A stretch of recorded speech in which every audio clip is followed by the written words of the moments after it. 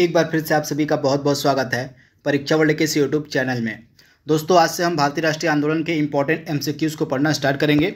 यह हमारा पार्ट 1 है। पार्ट 1 में हम 50 सबसे बेहतरीन जो आपके भारतीय राष्ट्रीय आंदोलन के प्रश्न बन सकते हैं उनको यहाँ पे हम डिस्कस करने वाले हैं। दोस्तों, यह जो वीडियो है आपके लेखपाल भर्ती परीक्षा के लिए बहुत ही ज़्यादा महत्वपूर्ण है।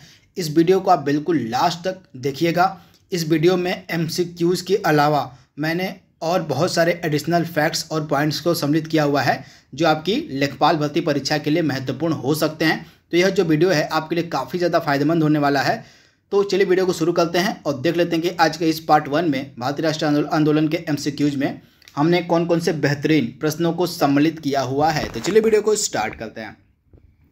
पहला प्रश्न आपके स्क्रीन पर है। क्रांतिकारियों का एक गुप्त समाज था, एक सीक्रेट सोसाइटी थी जिसका नाम था अभिनव भारत। तो इस अभिनव भारत का गठन किसके द्वारा किया गया था? तो ध्यान से आप याद कर लीजिएगा। अभिनव भारत का जो गठन किया गया था वी.डी. सावरकर के द्वारा। नाम इंपॉर्टेंट है आपके लिए। वी.डी. सावरकर के द्वारा ही जो है इसका गठन किया गया था अभिनव भारत का। तथा यह जो अभिनव भारत था एक सीक्रेट सोसाइटी, एक सीक्रेट समाज था, एक गुप्त समाज था उस समय का। तो इसके बारे में आपको याद रखना है। राइट आंसर हो जाएगा आपका ऑप्शन बी। तथा ये जो वी.डी. सावरकर थे इनके द्वारा एक पुस्तक लिखी गई थी जो बहुत बार एग्जाम में पूछी गई है। इस पुस्तक का क्या नाम है? तो वी.डी. सावरकर की पुस्तक का नाम है first war of Indian independence. इसे आप याद कर लीजिएगा, first war of Indian independence. यह जो पुस्तक है वी.डी. सावरकर के द्वारा ही लिखी गई है। तो इसके बारे में आपको याद रखना है। तथा 1857 के विद्रोह को वी.डी. सावरकर के द्वारा बोला गया था भारत का प्रथम स्वतंत्रता संग्राम। तो इसे भी आप याद कर लीजिएगा। जो वी.डी. सावरकर थे इन्होंने 1857 के विद्रोह को कहा था कि यह भारत का प्रथम स्वतंत्रता संग्राम था। तो इसके बारे में भी आपको याद रखना है। तथा इनकी बुक का नाम है first war of Indian independence. तो ये सारे फैक्ट आपको याद रखना है। 1904 में क्रांतिकारी संगठन जिसका नाम था अभिनव भारत, इसका गठन कब किया, मतलब कहाँ पर किया गया था? तो अभिनव भारत का जो गठन किया गया था नासिक में। नासिक आपको मिलेगा महाराष्ट्र में। तो राइट आंसर आपका क्या हो जाएगा? ऑप्शन आपका डी यहाँ पे बिल्कुल सही है। 1904 में जो अभिनव भारत था इसका गठन किया गया था महाराष्ट्र के नासिक में। तो इसके बारे में आपको याद रखना है। अगला प्रश्न आपके स्क्रीन पर है। ये चीज़ आप याद कर लीजिएगा। यहाँ पे मैंने कुछ संगठन और उनके संस्थापकों के नाम लिखे हुए हैं। इसका चाहे तो आप स्क्रीनशॉट ले लीजिएगा, ये काफ़ी इंपॉर्टेंट है। तो पहला संगठन क्या है आपका? अनुशीलन समिति। अनुशीलन समिति का जो संगठन था किया गया था 1902 में। इसके संस्थापक सदस्यों में आपके पी मित्रा मिलेंगे, वारिंद्र कुमार घोष और जतेंद्र नाथ बनर्जी। ये 3 लोग थे इसके संस्थापक सदस्य। तो इसके बारे में आपको याद रखना है। यहाँ पे अनुशीलन समिति की बात हो रही है। अभिनव भारत का गठन किया गया था 1904 में वी.डी. सावरकर के द्वारा। भारत स्वशासन समिति और इंडिया हाउस का गठन किया गया था 1905 में। किसके द्वारा? तो श्यामजी कृष्ण वर्मा के द्वारा। अंजुमाने मोहिबाने वतन, इस संस्था का गठन किया गया था अजीत सिंह के द्वारा। तथा ये जो अजीत सिंह थे ये भगत सिंह के चाचा थे। तो इन्हीं के द्वारा जो है अंजुमाने मोहिबाने वतन का गठन किया गया था। इसके बाद पेरिस इंडियन सोसाइटी का गठन किया गया था मैडम बीकाजी कामा के द्वारा। ये भी इम्पोर्टेंट है। इसके बाद भारत नौजवान सभा का 1926 में गठन किसने किया था? तो भगत सिंह, छबिलदास और यशपाल, इन तीनों ने मिलकर जो है भारत नौजवान सभा का गठन किया गया था 1926 में। इसके बाद लाहौर छात्र संघ, इसका गठन किया गया था सुखदेव और भगत सिंह के द्वारा। तो ये कुछ इंपॉर्टेंट संगठन थे और उनके संस्थापक कौन कौन थे इनको मैंने आपको बता दिया है। ये भारतीय राष्ट्रीय आंदोलन के इंपॉर्टेंट संस्थाएं थी जो आपसे एग्जाम में पूछी जा सकती हैं। तो इसको आप याद कर लीजिएगा। चाहे तो इसका आप स्क्रीनशॉट ले लीजिएगा या चाहे आप इसका नोट्स बना लीजिएगा, कुछ भी करिएगा, लेकिन इसको कम से कम आप याद कर लीजिएगा। ये इंपॉर्टेंट आपके एग्जाम के लिए हो सकता है। अगला प्रश्न आपके सामने है। हेडगवार के द्वारा जो है किस वर्ष राष्ट्रीय स्वयंसेवक संघ का जो है स्थापना की गई थी? इंपॉर्टेंट है। तो राष्ट्रीय स्वयंसेवक संघ की जो स्थापना की गई थी 1925 में, सितंबर 1925 में। कब? तो सितंबर 1925 में जो है आपका राष्ट्रीय स्वयंसेवक संघ की स्थापना की गई थी और इसका हेडक्वार्टर था नागपुर में। तो इसके बारे में आपको याद रखना है, नागपुर में इसका हेडक्वार्टर है और इसका जो स्थापना थी यह सितंबर 1925 में की गई थी। तो ये फैक्ट आपको याद रखना है, भूलना नहीं है। अगला प्रश्न आपके स्क्रीन पर है। अगर इसकी एग्जैक्ट डेट अगर मैं आपको बता दूं उसको भी आप याद कर लीजिएगा। और इसकी एग्जैक्ट स्थापना की डेट है 27 सितंबर। इसे आप कम से कम यहाँ पे याद कर लीजिए। 27 सितंबर 1925 को जो है नागपुर में जो है RSS, जिसको हम बोलते हैं राष्ट्रीय स्वयंसेवक संघ, इसकी स्थापना की गई थी हेट गेवार के द्वारा 27 सितंबर 1925। राइट आंसर आपका हो जाएगा। युगांतर पार्टी का नेतृत्व किसने किया था? तो जतीन्द्र नाथ बनर्जी और जतीन्द्र नाथ मुखर्जी, जिनको हम बघिन जाता के नाम से, बाघा जतीन के नाम से, बाघा जतीन के नाम से इनको हम जानते हैं। तो जतीन्द्र नाथ बनर्जी को हम बाघा जतीन के नाम से भी जानते हैं, तथा इन्हीं के द्वारा जो है युगांतर पार्टी का जो है नेतृत्व किया गया था। तो ये फैक्ट आपको याद रखना है। और जो आपके जतीन्द्र नाथ मुखर्जी थे, इन्हीं के द्वारा जो है युगांतर पार्टी का जो नेतृत्व है वह किया गया था, तथा जतीन्द्र नाथ मुखर्जी को हम बाघा जतीन के नाम से भी जानते हैं। तो ये सारे फैक्ट आपको याद रखने हैं, भूलने नहीं है। अगला प्रश्न आपकी स्क्रीन पर है, दिया गया, और वह कौन थे जिन्होंने अनुशीलन समिति की स्थापना की थी? महत्वपूर्ण प्रश्न है। तो इसका राइट आंसर क्या हो जाएगा? और अनुशीलन समिति की स्थापना की गई थी इन तीनों के द्वारा। मैंने आपको पिछले स्लाइड में बताया था संस्था और उनके संस्थापकों के बारे में।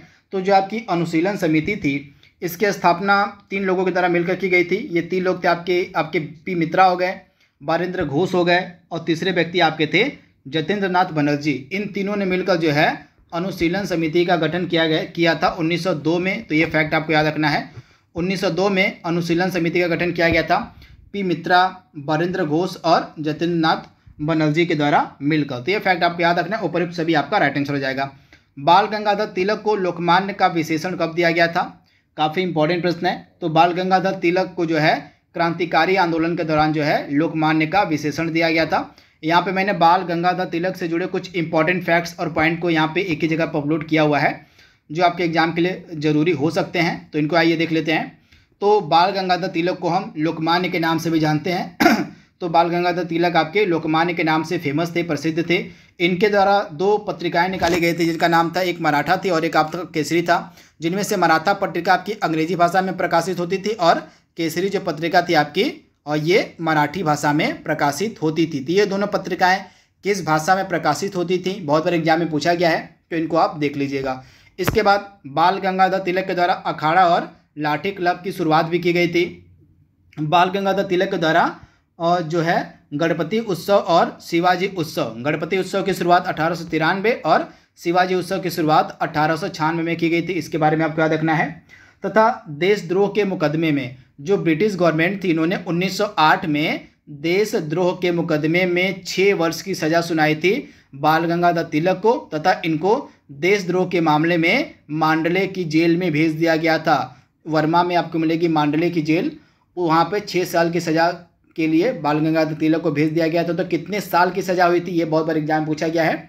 तो 6 साल की सज़ा हुई थी बाल गंगाधर तिलक को, तथा इनको मांडले जेल भेज दिया गया था देशद्रोह के मुकदमे में 1908 में। तो ये वर्ष भी आपको याद रखना है, कितने वर्ष की सज़ा हुई थी ये भी आपको याद रखना है, कहाँ पर भेजा गया था ये भी आपको याद रखना है।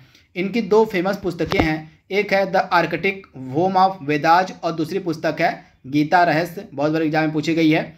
1916 में इनके द्वारा होम रूल लीग की स्थापना की गई थी।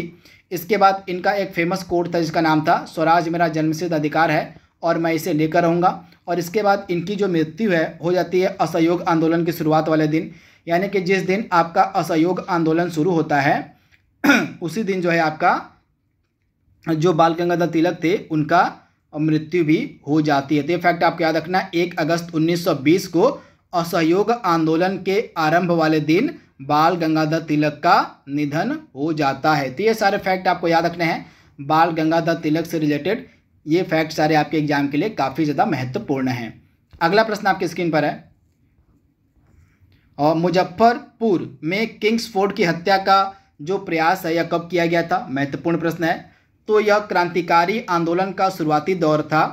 तो आप याद कर लीजिएगा, यह क्रांतिकारी आंदोलन का शुरुआती दौर था, तथा इसके शुरुआती दौर में एक घटना घटित होती है 1908 में। इस 1908 की घटना में क्या किया गया था? तो एक जज था जिसका नाम था किंग्सफोर्ड। यह मुजफ्फरपुर का काफ़ी बदनाम जज था किंग्सफोर्ड। इसकी हत्या का जो असफल प्रयास किया गया था खुदीराम बोस और प्रफुल्ल चाकी के द्वारा। तो राइट आंसर आपका क्या हो जाएगा? 1908 में, अप्रैल 1908 में। और आपका जो मुजफ्फरपुर का बदनाम जज था किंग्सफोर्ड, उसकी हत्या का असफल प्रयास किया गया था खुदीराम बोस और प्रफुल्ल चाकी के द्वारा। तो इसके बारे में आपको याद रखना है, भूलना नहीं है।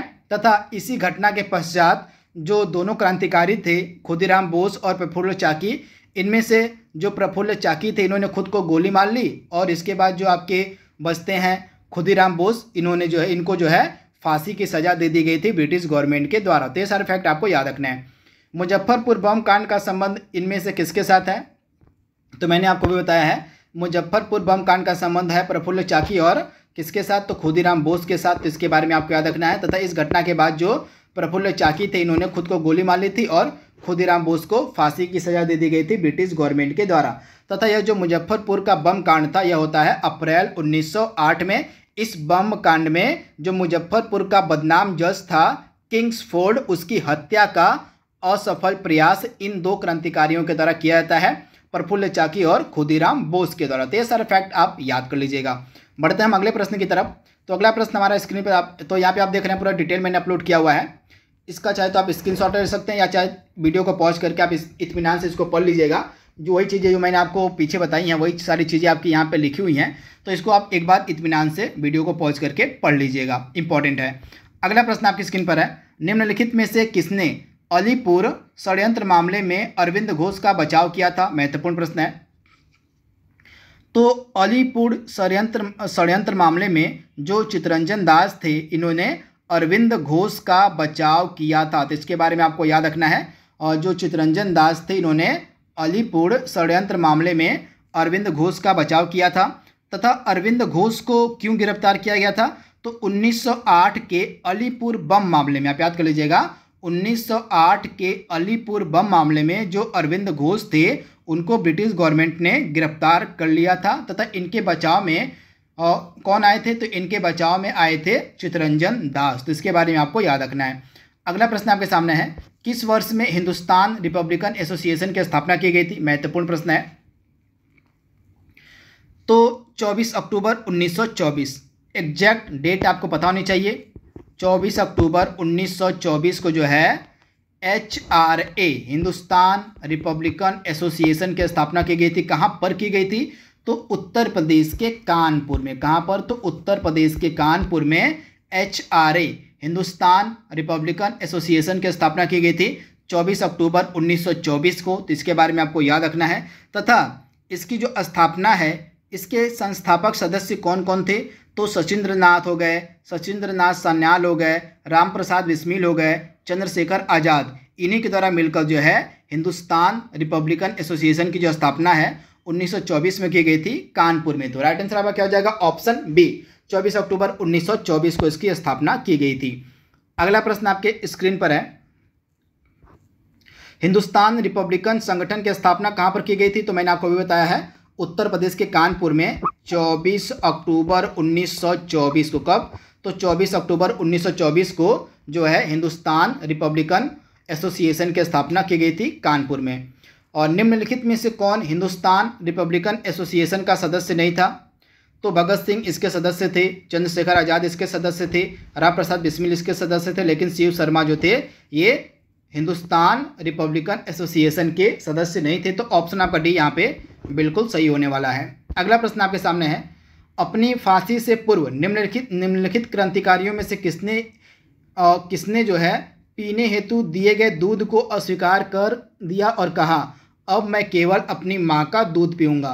तो यह कहा गया था किसके द्वारा? तो राम प्रसाद बिस्मिल के द्वारा यह कहा गया था। तो आप इसे याद कर लीजिएगा, ऑप्शन आपका सी यहाँ पे बिल्कुल सही है। सरफरोशी की तमन्ना अब हमारे दिल में है, देखना है जोर कितना बाजू एक कातिल में है। तो यह फेमस पंक्तियाँ किस मशहूर शायर की हैं?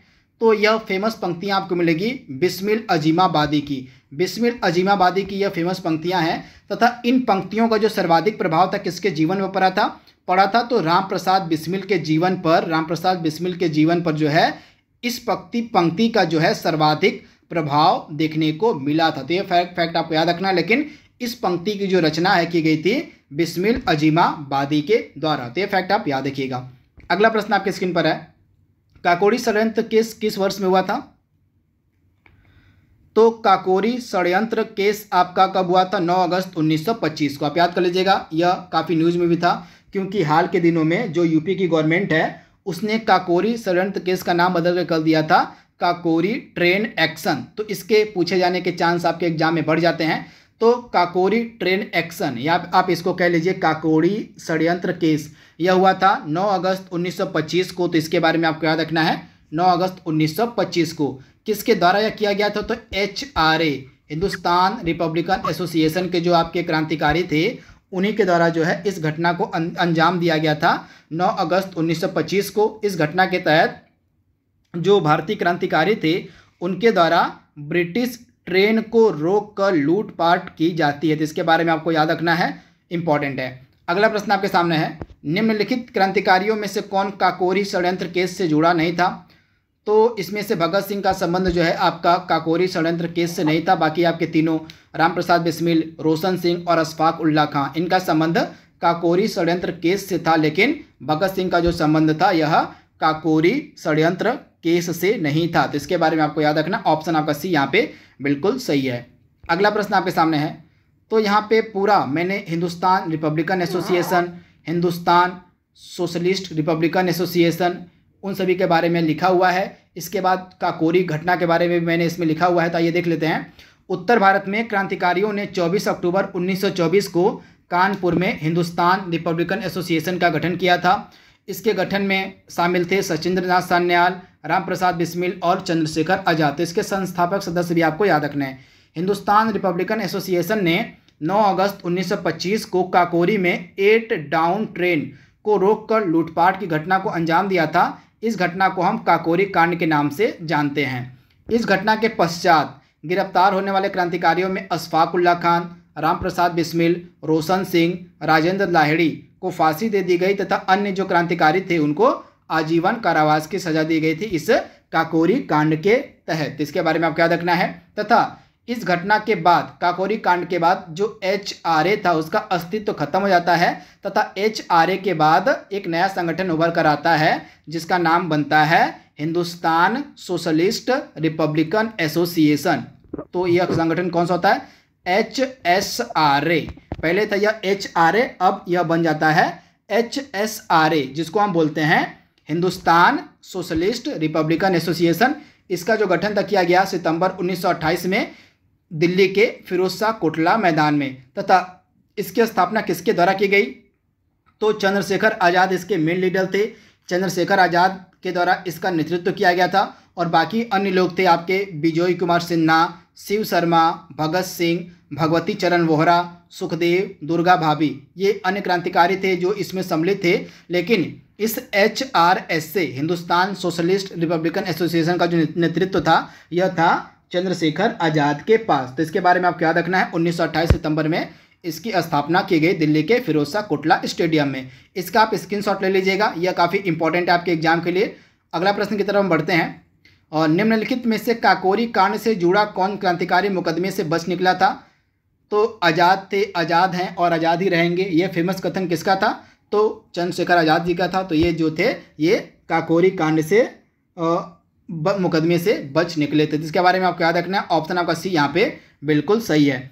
तथा एक चीज़ आप ध्यान दीजिएगा, चंद्रशेखर आज़ाद की जो मृत्यु है कब होती है? तो आप ध्यान से याद कर लीजिएगा। और इलाहाबाद के अल्फ्रेड पार्क में पुलिस के मुठभेड़ में जो है चंद्रशेखर आज़ाद जो है शहीद हो गए थे। कब हुए थे? तो 27 फरवरी 1931 को।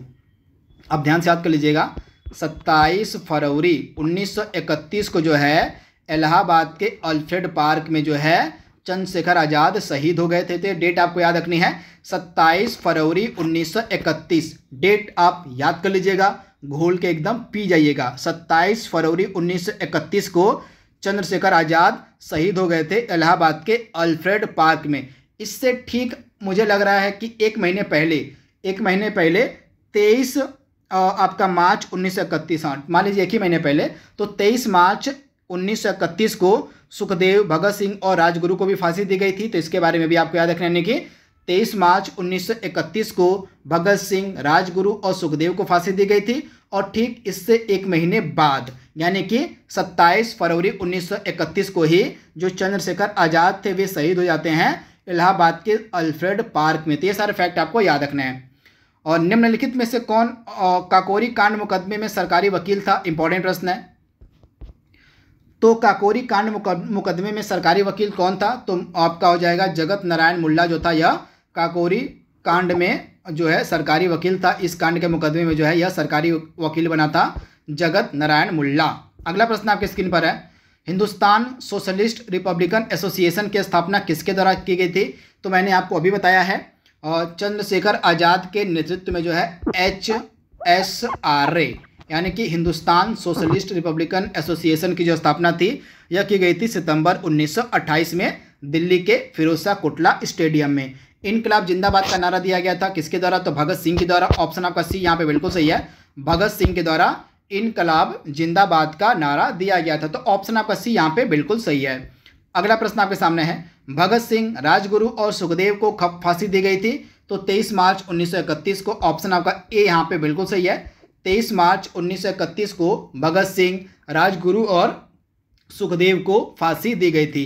भगत सिंह ने सेंट्रल असेंबली में बम किसके साथ फेंका था? तो आप याद कर लीजिएगा, भगत सिंह ने बटुकेश्वर दत्त के साथ मिलकर अप्रैल 1929 में 8 अप्रैल 1929 को भगत सिंह ने बटुकेश्वर दत्त के साथ मिलकर सेंट्रल असेंबली में बम फेंका था। तो ऑप्शन आपका सी यहाँ पे बिल्कुल सही है।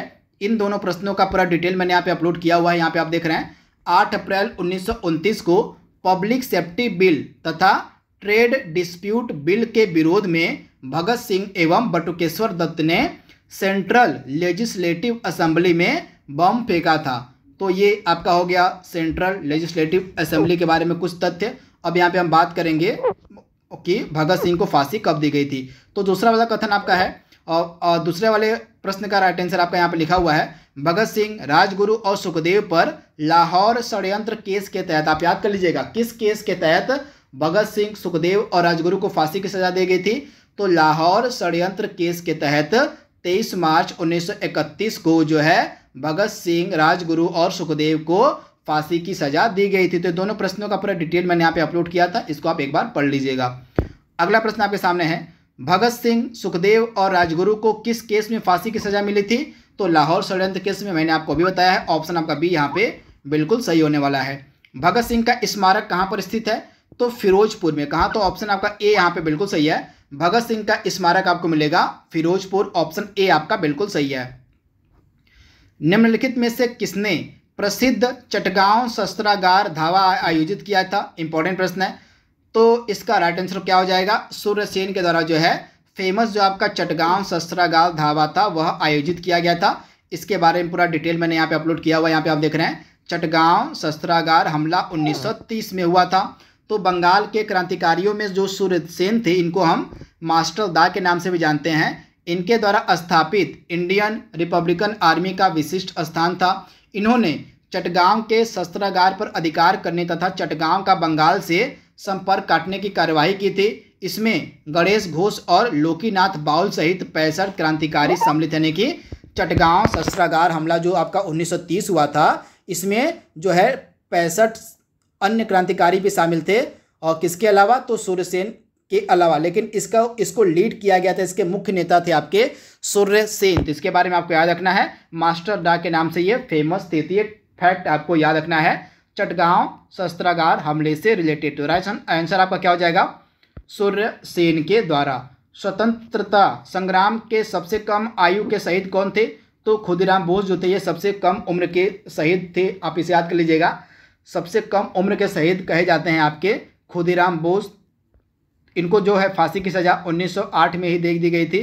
तो यहाँ पे आप देख रहे हैं मुजफ्फरपुर बम कांड के तहत जो आपके खुदीराम बोस थे, इनको ब्रिटिश गवर्नमेंट ने फांसी की सजा दे दी थी। तथा खुदीराम बोस जो थे ये सबसे कम उम्र के क्रांतिकारी थे जो शहीद हुए थे। तो ये फैक्ट आपको याद रखना है, भूलना नहीं है। इन दोनों का आप स्क्रीनशॉट ले लीजिएगा, इंपॉर्टेंट ये, और मैंने नोट्स यहाँ पे अपलोड किया हुआ है। अगला प्रश्न आपके स्क्रीन पर है, किसने कहा था कि आलोचना और स्वतंत्र चिंतन एक क्रांतिकारी की दो विशेषताएं हैं? तो यह कहा गया था भगत सिंह के द्वारा। ऑप्शन आपका ए यहाँ पे बिल्कुल सही है, भगत सिंह। निम्नलिखित में से किस कारागार में पंडित राम प्रसाद बिस्मिल को फांसी की सजा दी गई थी? तो पंडित राम प्रसाद बिस्मिल को कहाँ पर फांसी की सजा दी गई थी? तो गोरखपुर में दी गई थी। ऑप्शन आपका यहाँ पे जो सी है बिल्कुल सही हो जाएगा। गोरखपुर में पंडित राम प्रसाद बिस्मिल को फांसी की सजा दी गई थी। तो ऑप्शन आपका सी यहाँ पे बिल्कुल सही है। अगला प्रश्न आपके सामने है, लंदन में इंडियन होम रूल सोसाइटी की स्थापना किसने की थी? तो लंदन में होम रूल सोसाइटी की जो स्थापना थी यह की गई थी आपके श्यामजी कृष्ण वर्मा के द्वारा। ऑप्शन आपका डी यहाँ पे बिल्कुल सही हो जाएगा। श्यामजी कृष्ण वर्मा के द्वारा लंदन में इंडियन होम रूल सोसाइटी की स्थापना की गई थी। तो श्यामजी कृष्ण वर्मा आपका राइट आंसर हो जाएगा। किसके द्वारा गदर पार्टी का गठन किया गया था? तो लाला हरदयाल के द्वारा। याद कर लीजिएगा, लाला हरदयाल के द्वारा जो है गदर पार्टी का गठन किया गया था। तो ऑप्शन आपका डी यहाँ पे बिल्कुल सही हो जाएगा, लाला हरदयाल। अगला प्रश्न आपके सामने है, निम्नलिखित में से कौन गदर पार्टी का पहला अध्यक्ष था? इंपॉर्टेंट प्रश्न है। तो गदर पार्टी के पहले अध्यक्ष आपके थे सोहन सिंह भाखना। कौन थे? तो सोहन सिंह भाखना जो थे ये गदर पार्टी के पहले अध्यक्ष थे। तो इसके बारे में आपको याद रखना है, भूलना नहीं है। यहाँ पे पूरा डिटेल मैंने अपलोड किया हुआ है, यहाँ पे आप देख पा रहे हैं। 1 नवंबर 1913 को लाला हरदयाल के नेतृत्व में अनेक भारतीयों ने सैन फ्रांसिस्को अमेरिका में गदर पार्टी की स्थापना की। सोहन सिंह भाखना इसके प्रथम अध्यक्ष थे, लाला हरदयाल इसके प्रथम मंत्री थे और काशीराम इसके कोषाध्यक्ष चुने गए थे। 1 नवंबर 1913 को गदर पत्रिका का जो प्रकाशन है किया गया उर्दू भाषा में, यानी कि पहली बार जो पहला अंक था गदर पत्रिका का यह उर्दू भाषा में प्रकाशित किया गया था 1 नवंबर 1913 को, तथा 9 दिसंबर 1913 से यह जो पत्रिका थी गदर पत्रिका जो साप्ताहिक प्रकाशित होती थी यह गुरुमुखी में छपने लगी थी। तो इसके बारे में आपको याद रखना। लेकिन इसका जो पहला अंक था गदर पत्रिका का यह उर्दू भाषा में प्रकाशित हुआ था। तो वेरी वेरी इंपॉर्टेंट तथ्य है, इसको आप याद कर लीजिएगा। गदर पार्टी से जुड़े कुछ इंपॉर्टेंट फैक्ट है यहाँ पे मैंने लिखे हुए, इनका आप स्क्रीनशॉट ले लीजिएगा। अगला प्रश्न आपके सामने है, और निम्नलिखित में से वह कौन व्यक्ति था जिसने विदेश में गणतंत्रात्मक सरकार की स्थापना की थी? तो महेंद्र प्रताप के द्वारा जो है विदेश में गणतंत्रात्मक सरकार की स्थापना की गई थी। तो ऑप्शन आपका ए यहाँ पे बिल्कुल सही है, महेंद्र प्रताप। यहाँ पे आप देख पा रहे हैं, राजा महेंद्र प्रताप और बरकतुल्ला ने 1915 में अफगानिस्तान के अमीरों की मदद से काबुल में अंतरिम सरकार का गठन किया था। तो ये फैक्ट आपको याद रखना है। राजा महेंद्र प्रताप और बरकतुल्ला ने 1915 में अफगानिस्तान के अमीरों की मदद से काबुल में जो है अंतरिम सरकार की स्थापना इनके द्वारा की गई थी। तो ये फैक्ट आपको याद रखना है, इम्पॉर्टेंट है। अगला प्रश्न आपके सामने है, कौन भारतीय क्रांति की माँ कहलाती है? यानी कि भारत की क्रांति की माँ हम किसे कहते हैं? तो राइट आंसर आपका हो जाएगा भीकाजी कामा को। भीकाजी कामा को जो है भारतीय क्रांति की माँ कहा जाता है, यानी कि ऑप्शन आपका जो सी है बिल्कुल सही हो जाएगा। आप इसे याद कर लीजिएगा। निम्नलिखित में से किस महिला ने भारतीय तिरंगा सबसे पहले फहराया था? इंपॉर्टेंट प्रश्न है। तो किस महिला के द्वारा भारतीय तिरंगा सबसे पहले फहराया गया था? तो राइट आंसर आपका क्या हो जाएगा?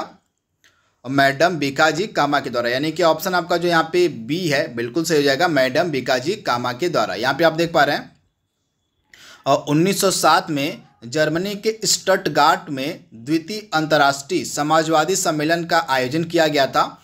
इसमें भारतीय प्रतिनिधि के रूप में मैडम भीकाजी कामा ने हिस्सा लिया, जहां उन्होंने भारतीय तिरंगा फहराया था। तो ये फैक्ट आपको याद रखना है, तथा मैडम भीकाजी कामा को हम भारतीय क्रांति की माँ भी कहते हैं। तो ये फैक्ट आपको याद रखना है। कहाँ पर इन्होंने झंडा फहराया था? तो 1907 में जर्मनी के स्टटगार्ट में। आप याद कर लीजिएगा, 1907 का जर्मनी का जो स्टटगार्ट शहर था यहीं पे आपका हुआ था द्वितीय अंतर्राष्ट्रीय समाजवादी सम्मेलन। तो इसी सम्मेलन में इनके द्वारा भारतीय तिरंगा फहराया गया था। तो ये फैक्ट आपको याद रखना है। अगला प्रश्न आपके सामने है, निम्नलिखित में से सबसे बाद में क्या हुआ था आपसे पूछा जा रहा है। तो सबसे बाद में क्या हुआ था जानने से पहले आइए इन सभी घटनाओं के वर्ष जान लेते हैं। तो आपकी हड़प नीति कब हुई थी? तो लॉर्ड डलहौजी की यह नीति थी जो लगभग आपकी 1848 में थी, हड़प नीति। और बंगाल विभाजन तो आपका सबसे बाद में होता ही है, 1905 में होता है। अस्थायी बंदोबस्त होता है 1793 में लॉर्ड कॉर्नवालिस के द्वारा। सहायक संधि आपकी होती है लगभग आपकी 1798 से लेके 1805 के मध्य जो है आपकी सहायक संधि स्टार्ट की चलाई गई थी। किसके द्वारा? तो आपका जो था इसका नाम था लॉर्ड वेलेजली। तो लॉर्ड वेलेस्ली के द्वारा जो है सहायक संधि की शुरुआत की गई थी तथा यह जो सहायक संधि थी इसका टाइम पीरियड था 1798 से 1805। तो इसके बारे में आपको याद रखना है, भूलना नहीं है। तथा भारत में सहायक संधि का जो जनक है हम कहते हैं लॉर्ड वेलेस्ली को। तो इसके बारे में आपको याद रखना है, भूलना नहीं है। तो अब इस प्रकार से सबसे बाद में कौन सी घटना घटित होती है? तो सबसे बाद में आपकी घटना घटित होती है आपका बंगाल विभाजन जो है सबसे बाद में होता है। इन चारों घटनाओं में से जो बंगाल विभाजन है वो सबसे बाद में होता है। बंगाल विभाजन पूरी तरह से लागू कब कर दिया गया था? इंपॉर्टेंट प्रश्न है। तो आपका जो बंगाल विभाजन था यह पूरी तरह से लागू कर दिया जाता है 16 अक्टूबर 1905 को। डेट आपके लिए इंपॉर्टेंट है।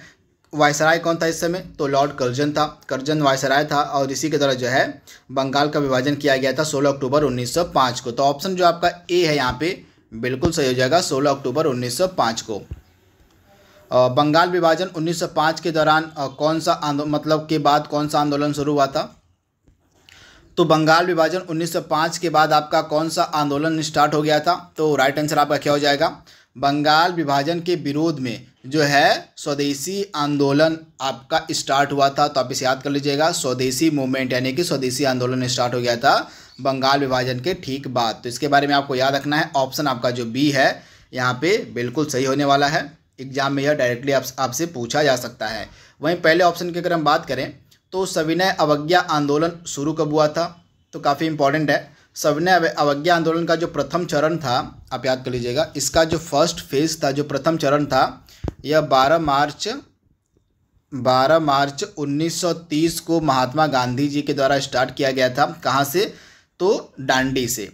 दांडी मार्च के साथ ही जो महात्मा गांधी थे इनके द्वारा सविनय अवज्ञा आंदोलन की शुरुआत की गई थी प्रथम चरण की 12 मार्च 1930 को। तथा जो महात्मा गांधी थे ये अपने 78 अनुयायियों के साथ, आप याद कर लीजिएगा कितने अनुयायी थे, तो यानी ये अपने 78 अनुयायियों के साथ साबरमती आश्रम से लगभग 375 किलोमीटर दूर स्थित गुजरात के समुद्र तट पे एक गांव था जिसका नाम था दांडी। तो दांडी में महात्मा गांधी जी के द्वारा नमक कानून को तोड़ा गया था। कब तोड़ा गया? तो 6 अप्रैल को। तो दांडी मार्च की आपकी शुरुआत होती है, दांडी मार्च की शुरुआत होती है 12 मार्च 1930 को। कहाँ से?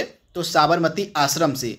दांडी मार्च की शुरुआत आपकी होती है 12 मार्च 1930 को, साबरमती आश्रम थे। तथा महात्मा गांधी जो थे ये दांडी जो है आपका गुजरात के समुद्र तट पर एक गांव था, यहाँ पहुंचकर 6 अप्रैल को नमक कानून को तोड़ते हैं। तो इसके बारे में आपको याद रखना है, भूलना नहीं है, इंपॉर्टेंट है, डायरेक्टली आपसे एग्जाम में पूछा जा सकता है।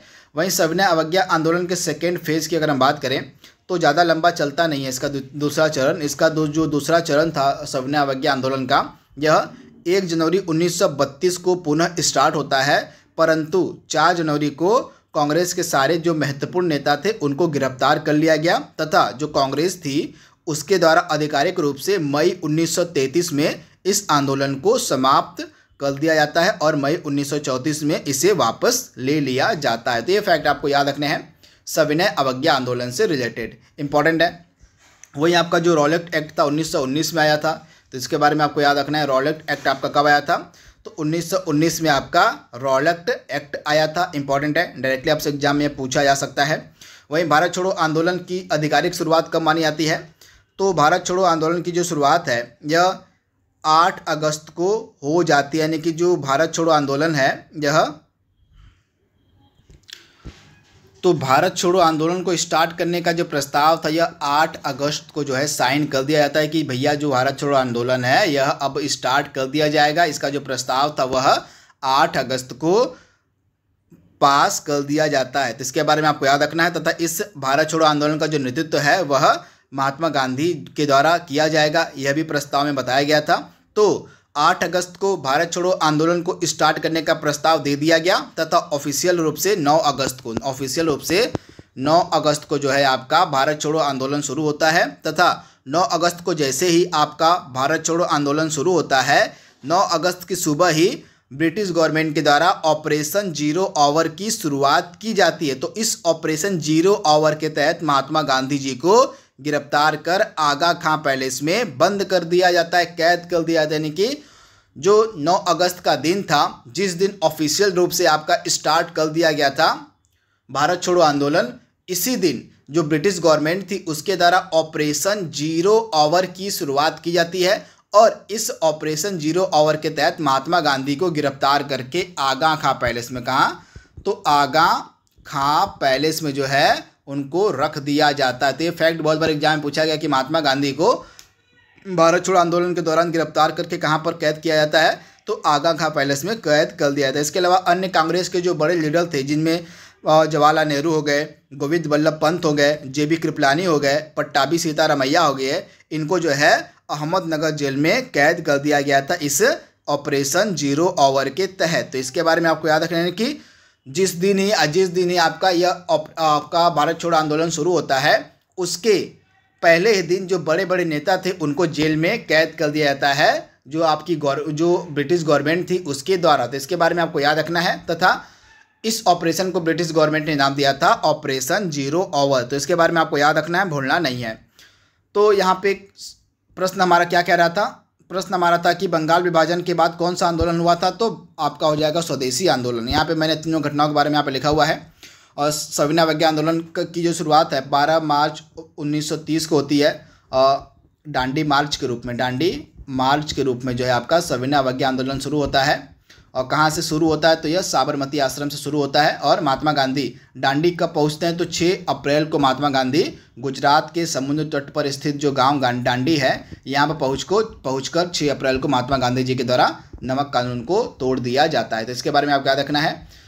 इसके बाद स्वदेशी आंदोलन की शुरुआत होती है 1905 के बंगाल विभाजन के विरोध में। उसके बाद भारत छोड़ो आंदोलन का जो प्रस्ताव था यह 8 अगस्त 1942 को पेश किया जाता है और 9 अगस्त को जो है ऑफिशियल रूप से आपका भारत छोड़ो आंदोलन शुरू हो जाता है। तथा इसके तहत ऑपरेशन जीरो आवर चलाया जाता है ब्रिटिश गवर्नमेंट की द्वारा। और ऑपरेशन जीरो आवर के तहत जो ब्रिटिश सरकार थी, ब्रिटिश गवर्नमेंट थी, उसने महात्मा गांधी को गिरफ्तार करके आगा खां पैलेस में कैद कर लिया। इसके अलावा अन्य जो बड़े लीडर थे, बड़े नेता थे, जवाहरलाल नेहरू हो गए और गोविंद बल्लभ पंत हो गए, JB कृपलानी हो गए, पट्टाभी सीतारामैया हो गए, जितने भी कांग्रेस के बड़े लीडर थे, इनको कैद करके अहमदनगर जेल में रख दिया गया था। यानी कि सिर्फ आपके जो महात्मा गांधी थे उनको कैद करके आगा खां पैलेस में रखा गया था। इसके बाद जो भी अन्य बड़े लीडर थे आपके, जैसे जवाहरलाल नेहरू हो गए, JB कृपलानी हो गए, पट्टाभी सीतारामैया हो गए, गोविंद बल्लभ पंत हो गए, इनको कैद करके अहमदनगर जेल में रख दिया गया था। तो ये सारे फैक्ट आपको याद रखना है। 9 अगस्त को जो है आपका ऑपरेशन जीरो आवर चलाया गया था ब्रिटिश गवर्नमेंट के साथ। ऑफिशियल रूप से आपका जो शुरुआत होती है यह 9 अगस्त को ही होती है भारत छोड़ो आंदोलन की। लेकिन जो प्रस्ताव था कि भारत छोड़ो आंदोलन को अब शुरू कर दिया जाए, वह पारित हो जाता है 8 अगस्त 1942 को। तो ये फैक्ट आपको याद रखना है, बिल्कुल कन्फ्यूजन नहीं रखनी है। तथा भारत छोड़ो आंदोलन के दौरान ही जो महात्मा गांधी थे, इन्होंने कौन सा नारा दिया था, तो महात्मा गांधी जी के द्वारा नारा दिया गया था करो या मरो को। तो इसके बारे में आपको याद रखना है, करो या मरो का नारा जो दिया गया था वह दिया गया था भारत छोड़ो आंदोलन के दौरान ही। तथा भारत छोड़ो आंदोलन के दौरान जो कौन सा पत्रकार था जो महात्मा गांधी के साथ था, तो आप याद कर लीजिएगा। भारत छोड़ो आंदोलन के दौरान जो अमेरिकी पत्रकार था लुई फिशर, आप याद कर लीजिएगा। अमेरिकी पत्रकार जो था लुई फिशर, यह भारत छोड़ो आंदोलन के दौरान जो है महात्मा गांधी के साथ था। तथा यह महात्मा गांधी का जीवनीकार भी था। तो इसके बारे में आपको याद रखना है, लुई फिशर। यह भी कई बार एग्जाम में प्रश्न पूछा गया है। तथा ये भी आपसे एग्जाम में पूछा जा सकता है कि जो भारत छोड़ो आंदोलन था उसका समर्थन किसके द्वारा नहीं किया गया था। तो भारत छोड़ो आंदोलन का जो समर्थन है यह आपकी जो हिंदू महासभा थी और जो मुस्लिम लीग था उसके द्वारा नहीं किया गया था। तो ये फैक्ट आपको याद रखना है, भारत छोड़ो आंदोलन का जो समर्थन था हिंदू महासभा और मुस्लिम लीग के द्वारा नहीं किया गया था। तो ये फैक्ट आपको याद रखना है, भूलना नहीं है, इंपॉर्टेंट है, डायरेक्टली आपसे एग्जाम में प्रश्न पूछा जा सकता है। तथा इसी भारत छोड़ो आंदोलन के दौरान ही जो भारत के कुछ हिस्से थे वहाँ पे समानांतर सरकार की भी स्थापना की जाती है। तो कहाँ कहाँ पर समानांतर सरकारें बनती हैं, आइए देख लेते हैं। तो इस भारत छोड़ो आंदोलन के दौरान जो पहली समानांतर सरकार थी इसका गठन किया जाता है चित्तू पांडे के द्वारा। चित्तू पांडे, तो चित्तू पांडे के द्वारा बलिया में जो है समानांतर सरकार का गठन किया जाता है, इंपॉर्टेंट है, आप इसे याद कर लीजिएगा। इसके अलावा बंगाल के मिदनापुर जिले में तामलुक नामक स्थान पर जातीय सरकार की स्थापना 1942 में की जाती है। तो इसके बारे में आपको याद रखना है, इंपॉर्टेंट है। बंगाल के मिदनापुर जिले में एक स्थान था तामलुक, आप याद कर लीजिएगा। बंगाल के मिदनापुर जिले में एक स्थान था तामलुक। तो इसी तामलुक नामक स्थान पर है ही जो है जातीय जातीय सरकार की जो है स्थापना की जाती है। अभी एक समानांतर सरकार थी जो भारत छोड़ो आंदोलन के दौरान स्थापित की गई थी, तो इसके बारे में आपको याद रखना है, इम्पॉर्टेंट है। तथा जो सतारा की एक सतारा में भी समानांतर सरकार की स्थापना की गई थी जो सबसे लंबे समय तक 1945 तक चली थी, तो इसके बारे में भी आपको याद रखना है, इंपॉर्टेंट। यानी कि भारत छोड़ो आंदोलन के दौरान जो है भारत के बहुत सारे हिस्सों में समानांतर सरकार का गठन किया गया था, तो ये फैक्ट आपको याद रखना है, भूलना नहीं है। इसके बाद अगला प्रश्न आपके सामने है। इसके बाद रॉलेट एक्ट आपका आया था फरवरी 1919 में, आपका रॉलेट एक्ट आया था, तो इसके बारे में भी आप याद कर लीजिएगा। रॉलेट एक्ट कब आया था? तो फरवरी 1919 में रॉलेट एक्ट आया था, इंपॉर्टेंट है, डायरेक्टली आपसे एग्जाम में पूछा जा सकता है। अगला प्रश्न आपके सामने है, बंगाल विभाजन के समय बंगाल का लेफ्टिनेंट गवर्नर कौन था? तो बंगाल विभाजन के समय बंगाल का जो लेफ्टिनेंट गवर्नर था वह था सर एंड्रूज फ्रेजर। कौन था? तो सर एंड्रूज फ्रेजर जो था यह बंगाल के विभाजन के समय बंगाल का लेफ्टिनेंट गवर्नर था। निम्नलिखित में से कौन स्वदेशी आंदोलन का आलोचक था एवं पूर्व तथा पाश्चात्य के मध्य एक बेहतर संबंध का समर्थक था? तो ये थे आपके रविन्द्रनाथ टैगोर, यानी कि ऑप्शन आपका सी यहाँ पे बिल्कुल सही है। ये जो थे आपके आलोचक थे आपके स्वदेशी आंदोलन के, तो इसके बारे में आपको याद रखना है, भूलना नहीं है। राइट आंसर आपका क्या हो जाएगा? Option C. अगला प्रश्न आपके सामने है, बंगाल में ब्रिटेन की वस्तुओं के बहिष्कार का सर्वप्रथम सुझाव किसने दिया था? इंपॉर्टेंट प्रश्न है। तो बंगाल में ब्रिटेन की वस्तुओं के बहिष्कार का जो सर्वप्रथम सुझाव था यह दिया गया था कृष्ण कुमार मित्र के द्वारा। तो ऑप्शन आपका यहाँ पे बी जो है बिल्कुल सही हो जाएगा, कृष्ण कुमार मित्र के द्वारा। यहाँ पे आप देख पा रहे हैं, और स्वदेशी आंदोलन एवं विदेशी वस्तुओं के बहिष्कार का जो विचार था सर्वप्रथम कृष्ण कुमार मित्र ने अपने पत्र संजीवनी में 1905 में प्रस्तुत किया था। तो इसके बारे में आपको याद रखना, 1905 में जो है संजीवनी नामक जो इनका पत्र था, इन्होंने इसमें बताया था कि जो स्वदेशी आंदोलन है उसको स्टार्ट किया जाए और विदेशी वस्तुओं का बहिष्कार किया जाए। तो ये दोनों जो विचार हैं आपके कृष्ण कुमार मित्र ने अपने संजीवनी पत्र में 1905 में प्रस्तुत किया था। तो ये फैक्ट आपको याद रखना है। अगला प्रश्न आपके सामने है, कर्जन के द्वारा 1905 में किया गया बंगाल का विभाजन किस वर्ष रद्द होता है? तो 1911 में दिल्ली दरबार में जो है बंगाल का विभाजन रद्द कर किया जाता है, यानी कि ऑप्शन आपका ए यहाँ पे बिल्कुल सही है। 1911 में वायसराय बदल जाता है, आपका वायसराय होता है लॉर्ड हार्डिंग द्वितीय। कौन था? तो हार्डिंग द्वितीय जो था यह 1911 में नया वायसराय रहता है, तथा इसी वायसराय के द्वारा ही 1911 में दिल्ली दरबार का आयोजन किया जाता है, तथा इसी दिल्ली दरबार में ही 1911 में जो बंगाल का विभाजन था उसको रद्द कर दिया जाता है। तो इसके बारे में क्या आपको याद रखना है, ऑप्शन ए आपका बिल्कुल सही है। अगला प्रश्न आपके सामने है, उत्तर प्रदेश में स्वदेशी आंदोलन का नेतृत्व किसने किया था? तो लाला लाजपत राय के द्वारा जो है उत्तर प्रदेश में स्वदेशी आंदोलन का नेतृत्व किया गया था, यानी कि ऑप्शन आपका ए यहाँ पे बिल्कुल सही है। पूरी डिटेल मैंने यहाँ पे अपलोड की हुई है स्वदेशी आंदोलन से रिलेटेड। तो यहाँ पे आप देख पा रहे हैं 16 अक्टूबर 1905 को बंगाल के विभाजन को लागू कर दिया गया लॉर्ड कर्जन के द्वारा। लॉर्ड कर्जन उस समय भारत का वायसराय था। इस दिन को जो है पूरे भारत में शोक दिवस के रूप में मनाया गया। तो ये फैक्ट आपको याद रखना है। इस विभाजन के दौरान जो रविन्द्रनाथ टैगोर थे इन्होंने अमार सोनार बांग्ला नामक एक फेमस गीत लिखा, जो आगे चलकर 1971 में बांग्लादेश की स्वतंत्रता के पश्चात इसका राष्ट्रीय गीत बना। अमार सोनार बांग्ला जो है यह लिखा गया है रविन्द्रनाथ टैगोर के द्वारा। कब? तो स्वदेशी मूवमेंट के दौरान इसको लिखा गया था, तथा आगे चलकर 1971 में जब बांग्लादेश को स्वतंत्रता मिलती है तो उसके पश्चात यह नेशनल सॉन्ग राष्ट्रीय गीत बन जाता है बांग्लादेश का, अमार सोनार बांग्ला। तो इसके बारे में आपको याद रखना है।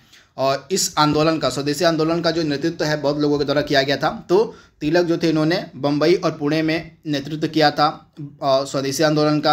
अजीत सिंह तथा आपके जो लाला लाजपत राय थे इन्होंने पंजाब और उत्तर प्रदेश में नेतृत्व किया था। इसके बाद सैयद हैदर रजा ने दिल्ली में नेतृत्व किया था, और चिदम्बरम पिल्ले ने मद्रास में स्वदेशी आंदोलन का नेतृत्व किया था। तो ये इंपॉर्टेंट फैक्ट आप इसे याद कर लीजिएगा कि किस लीडर के द्वारा, किस क्रांतिकारी के द्वारा कहाँ पर स्वदेशी आंदोलन का नेतृत्व किया गया था। ये आपसे एग्जाम में पूछा जा सकता है, तो इसको आप याद कर लीजिएगा। तिलक ने मुंबई और पुणे में, अजीत सिंह तथा लाला लाजपत राय ने पंजाब और उत्तर प्रदेश में, सैयद हैदर रजा ने दिल्ली में, तथा चिदम्बरम पिल्ले ने मद्रास में स्वदेशी आंदोलन का नेतृत्व किया था। 1905 में जो है कांग्रेस का बनारस अधिवेशन होता है, जिसकी अध्यक्षता गोपाल कृष्ण गोखले के द्वारा की जाती है, और इस बनारस अधिवेशन में बंगाल में चल रहे स्वदेशी व बहिष्कार आंदोलन का समर्थन किया जाता है। तो फैक्ट आपको याद रखना, 1905 का जो कांग्रेस का बनारस अधिवेशन होता है इसकी अध्यक्षता गोपाल कृष्ण गोखले के द्वारा की गई, और इस बनारस अधिवेशन में जो है बंगाल में चल रहे स्वदेशी व बहिष्कार आंदोलन का समर्थन भी किया गया। तो ये फैक्ट आपको याद रखना है, भूलना नहीं है, इंपॉर्टेंट है। डायरेक्टली आपसे एग्जाम में ये सारे फैक्ट पूछे जा सकते हैं। अगला प्रश्न आपकी स्क्रीन पर है, और निम्नलिखित में से किस आंदोलन के दौरान जो है वंदे मातरम भारतीय राष्ट्रीय आंदोलन का शीर्षक गीत बना था? तो स्वदेशी आंदोलन के दौरान, आप याद कर लीजिएगा, स्वदेशी आंदोलन के दौरान जो है वंदे मातरम भारतीय राष्ट्रीय आंदोलन का शीर्षक गीत बना था। चलिए कमेंट बॉक्स में आप हमें बताइए कि जो स्वदेशी आंदोलन आपका जो वंदे मातरम गीत था, इसको सर्वप्रथम बार कब गाया गया था, किस वर्ष में गाया गया था सर्वप्रथम बार? इसका जवाब आपको कमेंट बॉक्स में देना है। अगला प्रश्न आपके सामने है, ब्रिटिश पत्रकार H.W. नेविल्सन किससे संबंधित थे? तो आपके स्वदेशी आंदोलन से। ऑप्शन आपका सी यहाँ पे बिल्कुल सही है। जो स्वदेशी ब्रिटिश पत्रकार था H.W. नेविल्सन, यह आपका स्वदेशी आंदोलन से संबंधित है, यानी कि ऑप्शन आपका सी यहाँ पे बिल्कुल सही है। 1912 में जब राजधानी दिल्ली से कलकत्ता से दिल्ली लाई गई थी, तो उस समय भारत के वायसराय कौन थे, आपसे पूछा जा रहा है। तो 1912 में जब राजधानी को कलकत्ता से दिल्ली लाया जाता है, स्थानांतरित किया जाता है, तो उस समय भारत का वायसराय कौन था? तो लॉर्ड हार्डिंग द्वितीय था, यानी कि ऑप्शन आपका यहाँ पे डी जो है बिल्कुल सही हो जाएगा। इसी के द्वारा जो है आपका जो दिल्ली दरबार था उसका आयोजन किया था 1911 में, तथा 1911 के ही दिल्ली दरबार में जो बंगाल का विभाजन था उसको रद्द कर दिया गया था, तथा इसी दिल्ली दरबार में ही जो राजधानी थी उसको कलकत्ता से दिल्ली स्थानांतरित करने की घोषणा की गई थी। तो ये फैक्ट आपको याद रखना है, 1911 में इसकी घोषणा की गई थी और ऑफिशियल रूप से 1912 में जो राजधानी थी वह कलकत्ता से दिल्ली लाई गई थी। तो ये फैक्ट आपको याद रखना है। लॉर्ड हार्डिंग आपका राइट आंसर हो जाएगा। अगला प्रश्न आपके सामने है, तो यहाँ पे आप देख पा रहे हैं पूरा डिटेल मैंने लिखा हुआ है। वायसराय लॉर्ड हार्डिंग द्वितीय ने इंग्लैंड के सम्राट जॉर्ज पंचम के स्वागत में 1911 में दिल्ली दरबार का आयोजन किया। 1911 में दिल्ली दरबार में बंगाल विभाजन को रद्द करने तथा राजधानी कलकत्ता से दिल्ली स्थानांतरित करने की घोषणा हुई थी, इंपॉर्टेंट है। और 1912 में ऑफिशियल रूप से जो है राजधानी को कलकत्ता से दिल्ली लाया गया, इंपॉर्टेंट है। और इसके बाद 1912 में ही बिहार को, आप याद कर लीजिएगा, 1912 में ही बिहार को बंगाल से अलग कर एक भिन्न प्रांत बनाया गया जिसमें उड़ीसा भी शामिल था, इंपॉर्टेंट फैक्ट है। 1912 में जो बिहार था उसको बंगाल से अलग कर एक अलग प्रांत बना दिया गया और इस प्रांत में उड़ीसा भी बिहार के साथ शामिल था। तो ये फैक्ट आपको याद रखना है, भूलना नहीं है। अगला प्रश्न आपके स्क्रीन पर है, दिल्ली में किसके राजकीय प्रवेश के समय बम फेंका गया था, इंपॉर्टेंट है। तो लॉर्ड हार्डिंग, ऑप्शन आपका सी यहाँ पे बिल्कुल सही हो जाएगा। लॉर्ड हार्डिंग के राजकीय प्रवेश के समय जो है बम फेंका गया था, इंपॉर्टेंट प्रश्न है, डायरेक्टली आपसे एग्जाम में पूछा जा सकता है। तो लॉर्ड हार्डिंग आपका राइट आंसर हो जाएगा। तथा यह जो बम था फेंका गया था रास बिहारी बोस के द्वारा दिसंबर 1912 में। तो ये फैक्ट आपको याद रखना है। अगला प्रश्न आपके सामने, 1907 में सूरत अधिवेशन की अध्यक्षता किसके द्वारा की गई थी? तो सूरत अधिवेशन काफ़ी इंपॉर्टेंट आपके एग्जाम के लिए, क्योंकि इस अधिवेशन में जो कांग्रेस थी वह नरम दल और गरम दल में विभाजित हो जाती है। तो इस अधिवेशन की जो अध्यक्षता करते हैं रास बिहारी घोष, कौन करते हैं? तो आपके जो रास बिहारी घोष थे, इन्हीं के द्वारा जो है सूरत अधिवेशन की जो अध्यक्षता है वह की जाती है, इंपॉर्टेंट फैक्ट है, डायरेक्टली आपसे एग्जाम में यह पूछा जा सकता है। तो रास बिहारी घोष इसका राइट आंसर हो जाएगा। तथा 1907 के ही सूरत अधिवेशन में जो कांग्रेस थी उसका विभाजन हो जाता है नरम दल और गरम दल के बीच में। तो इंपॉर्टेंट है, आप इसे नोट डाउन कर लीजिएगा। इसके बाद तीनों जो आपके ऑप्शन में दिए गए हैं लीडर, रास बिहारी घोष हो गए, गोपाल कृष्ण गोखले हो गए और AC मजुमदार हो गए, इनके द्वारा बहुत सारे मतलब कुछ इंपॉर्टेंट कांग्रेस के अधिवेशन की अध्यक्षता की गई थी। तो आइए इनके द्वारा किए गए कांग्रेस के अधिवेशन की अध्यक्षताओं को देख लेते हैं जो आपसे एग्जाम में पूछे जा सकते हैं। तो रास बिहारी घोष के द्वारा किया गया था, सबसे पहले आपका हो जाएगा सूरत अधिवेशन की अध्यक्षता, इंपॉर्टेंट है।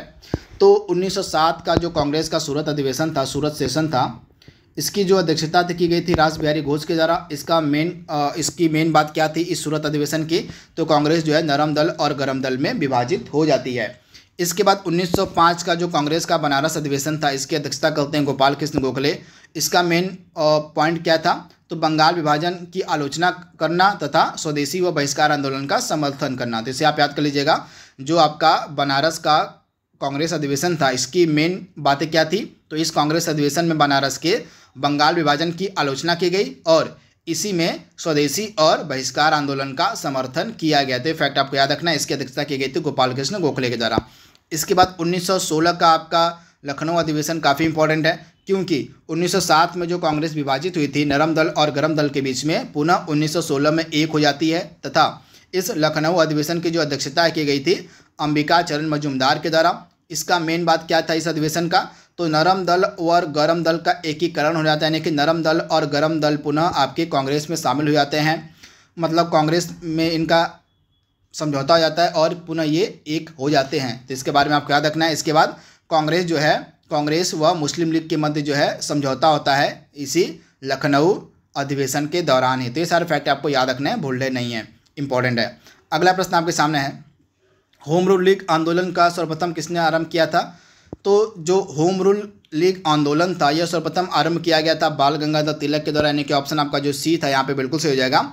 एनी बेसेंट और बाल गंगाधर तिलक इन दोनों के द्वारा ही होम रूल लीग की स्थापना की गई थी, परंतु जो आपके बाल गंगाधर तिलक थे इन्होंने पहले होम रूल लीग की स्थापना की थी। तो इसके बारे में आपको याद रखना, ऑप्शन आपका सी यहाँ पे बिल्कुल सही है। यहाँ पे आप देख पा रहे हैं तिलक की होम रूल लीग और एनी बेसेंट की होम रूल लीग, दोनों के बारे में मैंने फैक्ट लिखा हुआ है, आइए देख लेते हैं। तो तिलक की जो होम रूल लीग थी इसको शुरू किया गया था 16 अप्रैल 1916 को, आप याद कर लीजिएगा 16 अप्रैल 1916 को बेलगाम में जो है तिलक की होम रूल लीग का गठन किया गया था। इस लीग का कार्यक्षेत्र था कर्नाटक, महाराष्ट्र, बम्बई को छोड़कर, आप याद कर लीजिएगा बम्बई में जो है तिलक की होम रूल लीग का कार्यक्षेत्र नहीं था। इसके अलावा मध्य प्रांत और बरार में तिलक की होम रूल लीग का कार्य क्षेत्र था। तो इसके बारे में आपको याद रखना, कर्नाटक, महाराष्ट्र में आपका बम्बई को छोड़कर, इसके अलावा मध्य प्रांत और बरार में आपका तिलक के लीग का कार्य क्षेत्र था। तो इंपॉर्टेंट आप इसे नोट डाउन कर लीजिएगा। इसके बाद एनी बेसेंट के हम होम रूल लीग की अगर हम बात करें तो इसकी स्थापना सितंबर 1916 में की गई थी और इसके सचिव बनाए गए थे इस लीग के जॉर्ज अरुंडेल को जो है इसका सचिव बनाया गया था। इस लीग का मुख्यालय अड्यार में था, यानी कि एनी बेसेंट की जो लीग थी इसका मुख्यालय अड्यार में स्थापित किया गया था। इस लीग का जो कार्यक्षेत्र था तिलक के कार्यक्षेत्र को छोड़कर शेष भारत में था, यानी कि जितना तिलक का कार्यक्षेत्र था उसको छोड़कर शेष जो एरिया था भारत का वहाँ पे कार्य करती थी आपकी एनी बेसेंट की होम रूल लीग। तो ये सारे फैक्ट आपको याद रखने हैं, एनी बेसेंट की होम रूल लीग से रिलेटेड और आपके तिलक के होम रूल लीग से रिलेटेड। अगला प्रश्न आपकी स्क्रीन पर है, तिलक तथा एनी बेसेंट द्वारा बनाए गए होम रूल लीग को कब एक में मिला दिया गया था? तो इसका जवाब आपको कमेंट बॉक्स में देना है कि तिलक और एनी बेसेंट की जो होम रूल लीग थी दोनों को मिलाकर एक कब कर दिया गया था, इसका जवाब आप हमें कमेंट बॉक्स में दीजिएगा। अगला प्रश्न आपके स्क्रीन पर है, तो यह हमारा 50वां प्रश्न था। आई होप यह वीडियो आपको पसंद आया होगा। तो आज के लिए बस इतना ही, इसका अगला भाग हम जल्दी अपलोड करेंगे आपके सामने। तो आज के लिए बस इतना ही। Thank you, thanks for watching, thank you.